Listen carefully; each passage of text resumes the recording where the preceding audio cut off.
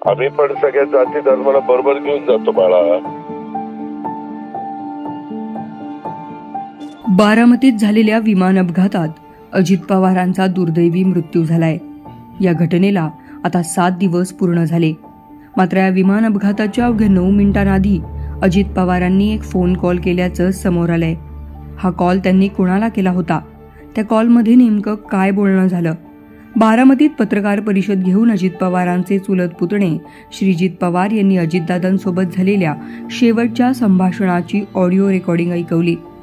तर 28 जानेवारी सकाळची वेळ. मुंबईहून बारामतीकडे निघालेलं अजित पवार यांचं खासगी विमान सकाळी 8:46 वाजता बारामती विमानतळावर लँडिंग दरम्यान झालेला भीषण अपघात. या दुर्घटनेत अजित पवारांसह 5 जणांचा दुर्दैवी मृत्यू झालाय. मात्र या अपघाताच्या अवघ्या 9 मिनिटांआधी सकाळी 8:37 अजित पवारांनी केलेला एक शेवटचा फोन कॉल आज चर्चेचा विषय ठरतोय. हा कॉल होता अजित पवारांचे चुलत पुतणे आणि राष्ट्रवादी काँग्रेस अजित पवार गटाचे कार्यकर्ते श्रीजित पवार यांना. 8:19 वाजता श्रीजित पवारांनी अजित पवारांना एक मेसेज पाठवला. त्यानंतर नेटवर्क मिळताच अजित पवारांनी थेट विमानातूनच फोन केला. सुरुवातीला तेव्हा कुणाशी ह्या गोष्टीवरती बोलायला म्हणजे सगळेच दुःखात असल्यामुळं काय आहे लास्ट कॉल कोणाचा आहे ह्या गोष्टीवरती डिस्कशनच नव्हतं. जेव्हा काल थोडंसं झालं की बाबा कोणाचा फोन शेवट झाला तेव्हा बघितल्यानंतर माझा लास्ट कॉल 8:37 सकाळी झालेला आहे.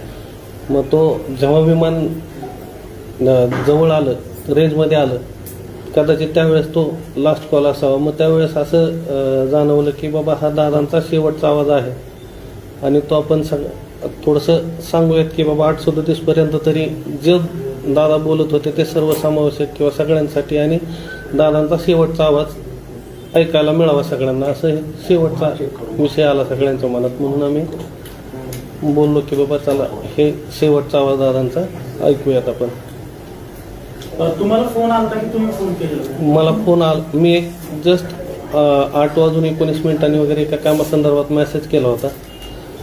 त्या मेसेज जेव्हा आय थिंक विमान वरती असताना रेंज नसताना जेव्हा तो लँडिंगसाठी जवळ आलं रेंजमध्ये मेसेज मिळता लगेच फोन केला. म्हणजे ते कामाची तत्परता आहे की अगदी विमानात असताना सुद्धा किंवा माझ्यासारखे फार काही इम्पॉर्टंट नव्हतो मी किंवा त्या लँडिंगच्या टायमिंगला मला फोन करावा किंवा काय, पण तरी प्रत्येक मेसेजला फोन करण्याचं किंवा प्रत्येकाला रिप्लाय देण्याचं त्यांचं जे स्वभाव आहे त्याच्यानुसार त्यांनी तो लास्ट कॉल 8:37 केला. काय नेमका संवाद झाला? ॲक्च्युअल एक विषय होता त्याच्याविषयी आम्ही थोडंसं बोलत होतो. तर मी सांगितल्यानंतर त्यांनी फक्त मेसेज केला आणि त्याच्यावरती त्यांनी लगेच फोन केला की बाबा मी सगळ्यांना जाती धर्माला सगळ्यांना बरोबर घेऊन जातो आणि आपण सगळे एकत्र राहतोय तर ह्याच्यावरती तू निवांत राहा, सगळ्यांना न्याय देण्याचं आपण नक्की काम करू. आणि किती वेळ संवाद झाला तुमचा? 1 मिनिट. अजित पवार आणि श्रीजित पवार यांच्यात 1 मिनिटांचा संवाद झाला. या दरम्यान त्यांच्यात जिल्हा परिषद निवडणुकांच्या उमेदवारीबाबत बोलणं झालं. इथे सुद्धा त्यांची सर्व जाती धर्मांना सोबत घेऊन चालायचं, सगळ्यांना न्याय द्यायचा हीच भूमिका असल्याचं या शेवटच्या कॉलमधून दिसून येत आहे. त्या दोघातील संभाषणाची ऑडिओ रेकॉर्डिंग काय आहे ते सुद्धा पाहूयात. हॅलो. अरे बाबा, दिगंबर दुर्गाडे गेले अनेक वर्ष माळी समाजाचा माणूस, अख्ख्या जिल्हा बँकेचा चेअरमन मी केलेला आहे, अख्ख्या जिल्हा बँकेचा.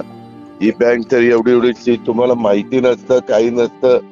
काहीतरी आम्ही पण सगळ्या जाती धर्माला बरोबर घेऊन जातो बाळा. आहे दादा, म्हणजे मला जे वाटलं ते मी तुमच्यासाठी नाही मान्य आहे, परंतु त्याच्या तसं नाही. आज आपण आता बरोबर आहे, परंतु त्याच्यात माळी समाजाला मी जिल्हा परिषदेची उमेदवारी आता सुप्या गटातनं दिलेली आहे. तिथं ओबीसी रिझर्वेशन होतं, बाकीच्यांनी दिलं नाही, तर पक्षाने दुसरेच दिलेले. त्या पद्धतीनं आपण केलेलं आहे. ओके, चालेल दादा, तुम्हाला जो योग्य वाटतोय तो निर्णय अंतिम. ठीक आहे, ओके, थँक्यू. या अखेरच्या संभाषणात अजित पवारांनी माळी समाजाला जिल्हा परिषद उमेदवारी आम्ही दिली आहे, इतर कोणत्याही पक्षाने ते दिलेली नाही. आपण सगळ्यांना न्याय देण्याचं काम केलं पाहिजे असं अजितदादा मला फोनवर सांगत होते, असं श्रीजित पवार म्हणाले. दोघांमधील या 1 मिनिटाच्या कॉलनंतर अजित पवारांच्या विमानाला अपघात झाला आणि त्यानंतर महाराष्ट्राने एक प्रभावी नेता गमावला. पुण्याहून किरण शिंदे यांचा रिपोर्ट, लोकमत.com.